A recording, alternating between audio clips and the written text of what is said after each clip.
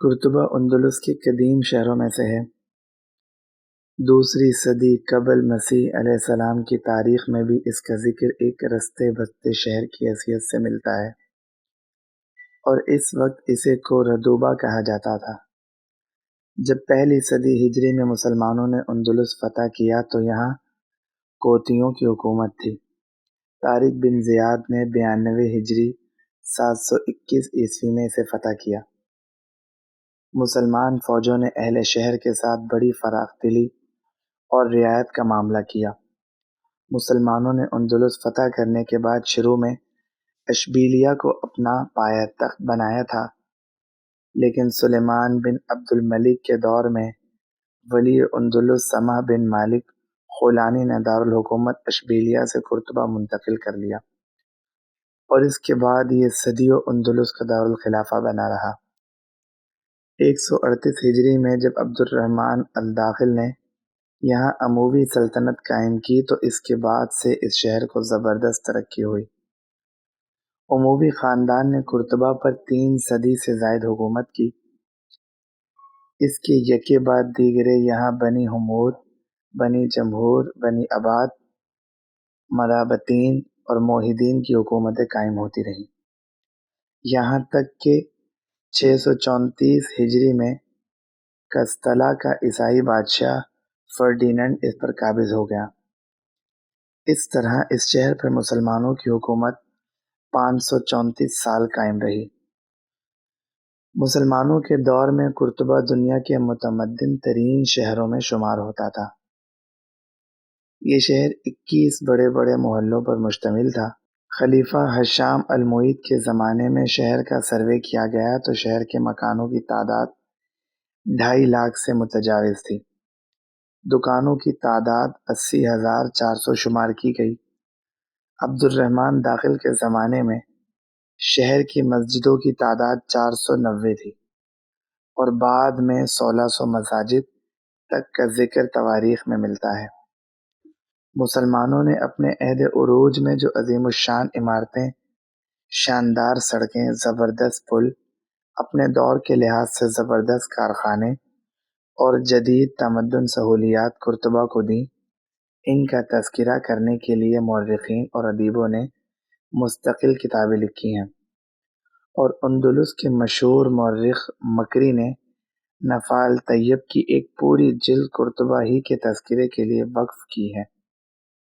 علم و فضل کے لحاظ سے بھی قرطبہ اندلس کا عظیم ترین شہر سمجھا جاتا تھا۔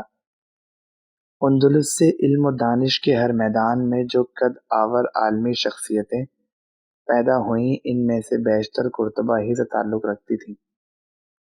مشہور مفسر اور صحیح مسلم رحمۃ اللہ علیہ کے شارح علامہ قرطبی، فقہ اور فلسفہ کے امام علامہ ابن رشد، مسلک اہل ظاہر کے سرخیل علامہ ابن حزم، طب اور سرجری کے مسلم الثبوت سائنسدان ابو القاسم زہروی، سب اسی شہر میں داد علم و فضل دیتے رہے۔ قرطبہ کے کتب خانے دنیا بھر میں ضرب المثل تھے۔ علم و ادب کے ذوق اور اس ہماگیر چرچے کا عالم یہ تھا کہ کوئی گھر ایک اچھے کتب خانے سے خالی نہیں ہوتا تھا۔ معاشرہ ایسا نادر نسخہ ہے جو کسی اور کے پاس نہیں ہے۔ جو لوگ طبعی طور پر کتابوں کا ذوق نہ رکھتے ہوں، انہیں معاشرے میں اچھی نظر سے نہیں دیکھا جاتا۔ چنانچہ بہت سے لوگ محض فیشن کے طور پر اپنے گھروں پر کتابوں کی الماریاں رکھتے اور انہیں مختلف علوم و فنون کی کتابوں سے سجاتے تھے۔ اس سلسلے میں مکری رحمۃ اللہ علیہ نے ایک حضرمی شخص کا ایک دلچسپ واقعہ اسی کے الفاظ میں نقل کیا ہے۔ وہ کہتے ہیں کہ مجھے ایک نادر کتاب کی ضرورت تھی۔ میں اس کی تلاش میں قرطبہ آیا اور کتابوں کے سارے بازار چھان لیے۔ بالآخر ایک جگہ کتابوں کا نیلام ہو رہا تھا، وہاں مجھے وہ کتاب مل گئی جس کی مجھے ضرورت تھی۔ میں اسے دیکھ کر خوشی سے اچھل پڑا اور اسے حاصل کرنے کے لیے زیادہ سے زیادہ بولی لگانی شروع کر دی، لیکن جو ہی میں کوئی بولی لگاتا، ایک دوسرا شخص اس سے آگے بڑھ کر بولی لگا دیتا۔ ہوتے ہوتے اس شخص نے اتنی قیمت کی بولی لگا دی کہ وہ حد سے زیادہ تھی۔ میں نے نیلام کرنے والے سے کہا کہ ذرا مجھے اس شخص سے ملاؤ جو یہ حد سے زیادہ بولی لگا رہا ہے۔ اس نے ایک شخص کی طرف اشارہ کیا جو اپنے لباس سے کوئی رئیس معلوم ہوتا تھا۔ میں نے اس سے جا کر کہا کہ آپ کوئی بڑے فقیہ معلوم ہوتے ہیں، اللہ تعالیٰ آپ کی عزت میں اضافہ کرے۔ اگر واقعتاً آپ کو اس کتاب کی ضرورت ہے تو میں آپ کے حق میں دستبردار ہو جاتا ہوں۔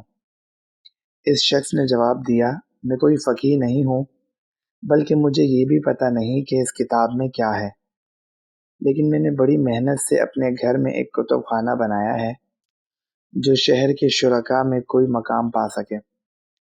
ایک الماری میں تھوڑی سی جگہ خالی ہے جس میں یہ کتاب سما سکتی ہے۔ اس کتاب کی جلد بھی بہت خوبصورت ہے اور تحریر بھی بہت حسین ہے، اس لیے میں اس جگہ کو پر کرنے کے لیے یہ کتاب خریدنا چاہتا ہوں۔ اس پر اس نے کہا کہ بادام اس شخص کو مل رہا ہے جس کے منہ میں دانت نہیں۔ ایک مرتبہ قرطبہ کے مشہور عالم علامہ ابن رشد اور اشبیلیہ کے رئیس ابو بکر بن زہر کے درمیان یہ بحث چھڑ گئی کہ قرطبہ بہتر ہے یا اشبیلیہ۔ ابو بکر بن زہر نے اشبیلیہ کی بہت سی خوبیاں بیان کی تو علامہ ابن رشد رحمۃ اللہ علیہ نے جواب دیا، آپ جو خوبیاں بتا رہے ہیں ان کا تو مجھے علم نہیں، البتہ اتنا جانتا ہوں کہ اشبیلیہ میں کسی عالم کا انتقال ہوتا ہے تو اس کا کتب خانہ بکنے کے لیے قرطبہ آتا ہے، اور جب قرطبہ میں کسی گوئے کا انتقال ہوتا ہے تو اس کا ساز و سامان بکنے کے لیے اشبیلیہ جاتا ہے۔ جس شہر میں کتابوں اور کتب خانوں کے ساتھ عوام کی محبت کا یہ عالم ہو، اس کی علمی اور ادبی فضا کا اندازہ کیا جا سکتا ہے۔ چنانچہ قرطبہ کی خواتین اور بچے تک اس علم و ذوق سے جس طرح سرشار تھے، اس کا حال مورخین نے بڑے شرح و بساط کے ساتھ بیان کیا ہے۔ شہر بھر میں چھائے ہوئے اس علمی ذوق کا نتیجہ یہ تھا کہ قرطبہ کے لوگ اپنی شرافت اور نجابت، اپنی خوش اخلاقی، خوش وضع اور سنجیدگی میں نہایت ممتاز سمجھے جاتے تھے، اور سامان عیش کی فراوانی، مناظر قدرت کے حسن، آب و ہوا کی نشاط انگیزی اور تفریح گاہوں کی کثرت کے باوجود وہ اچھی حرکتوں اور خلاف تہذیب منکرات سے کوسوں دور تھے۔ اندلس کے ایک باشندے اہل قرطبہ کا حال بیان کرتے ہوئے لکھتے ہیں، ان کی خوبی یہ ہے کہ وہ بہترین اور صاف ستھرا لباس پہنتے ہیں، دینی احکام کی پوری پابندی کرتے ہیں، نمازیں پابندی سے پڑھتے ہیں، تمام اہل قرطبہ شہر کی جامع مسجد کی بڑی تعظیم کرتے ہیں۔ اگر کسی بھی شخص کو کہیں کوئی شراب کا کوئی برتن نظر آ جائے تو وہ اسے بلا تکلف توڑ ڈالتا ہے۔ وہ ہر طرح کے منکرات سے نفرت کرتے ہیں، اور ان کا سرمایہ تین چیزیں ہوتی ہیں: ایک خاندانی شرافت، دوسرے سپاگیری، اور تیسرے علم۔ جس قرطبہ کے حالات کتابوں میں پڑھے تھے، جس کی حسین فضا میں لکھی ہوئی کتابیں آج بھی مجھ جیسے طالب علم کے لیے رہنمائی کا عظیم ذخیرہ ہے، آج وہی قرطبہ نگاہوں کے سامنے تھا۔ لیکن دنیا بدلی ہوئی تھی، نہ وہ دین و ایمان، نہ وہ علم و فضل، نہ وہ مسجدیں، نہ درسگاہیں، نہ کتب خانے اور کتابیں، نہ وہ شرافت اور متانت، نہ وہ عالی دماغ انسان جنہوں نے اس خطے کو دنیا بھر میں سرفرازی عطا کی تھی۔ اب تو میرے سامنے 20ویں صدی کے یورپ کا ایک شہر تھا جس کی وسیع سڑکوں پر مادہ پرستی کے دوڑ ہو رہی تھی، جس کی دوروں یہ عمارتوں میں کفر اور شرک کا بسیرا تھا، اور جس کے بسنے والے انسان شرافت اور متانت کو بزور شمشیر زیر کر کے 700 برس کا سفر طے کرتے ہوئے اس مقام تک پہنچ چکے تھے جہاں نفس پرستی شرافت کا منہ چڑھا کر اسے عہد رفتہ کی جہالت سے تعبیر کرتی ہے۔ قرطبہ کی ابتدائی آبادی سے گزر کر ہم کچھ اور آگے چلے تو سامنے ایک دریا اور اس پر بنا ہوا پل نظر آیا۔ یہ قرطبہ کا مشہور دریا وادی الکبیر تھا۔ اس کے ساتھ ہی ایک بوسیدہ فصیل نظر آ رہی تھی جو یقیناً کبھی قرطبہ کی شہر پناہ رہی ہوگی۔ پل عبور کرنے کے بعد ہم باقاعدہ شہر میں داخل ہو گئے۔ ہم نے غرناطہ سے روانہ ہوتے وقت ہوٹلز کے استقبالیہ سے قرطبہ کے ایک اچھے ہوٹل کا پتہ معلوم کر لیا تھا۔ اس کے مطابق ہم کسی وقت کے بغیر اس 12 منزلہ ہوٹل کے گیٹ پر پہنچ گئے، جس کا نام ہوٹل میل تھا۔ یہ قرطبہ کا مشہور ترین ہوٹل تھا، اور جب ہم اس کمرے میں پہنچے جس میں ہمیں ٹھہرنا تھا تو اندازہ ہوا کہ اس کا معیار غرناطہ کے ہوٹل سے کافی بہتر تھا۔ جب ہم اپنے ہوٹل پہنچے تو تقریباً 1:45 بجنے کا عمل ہوگا۔ ہوٹل کے استقبالیہ سے معلوم ہوا کہ جامعہ قرطبہ 4 بجے سیاحوں کے لیے کھلتی ہے۔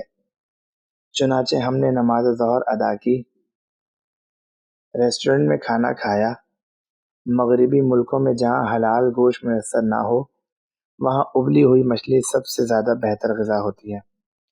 چنانچہ وادی الکبیر کی صاف ستھری اور تازہ مچھلی نے کام و دہن کی خوب تواضع کی۔ کھانے کے بعد ہم نے ایک ٹیکسی لی اور جامعہ قرطبہ روانہ ہو گئے۔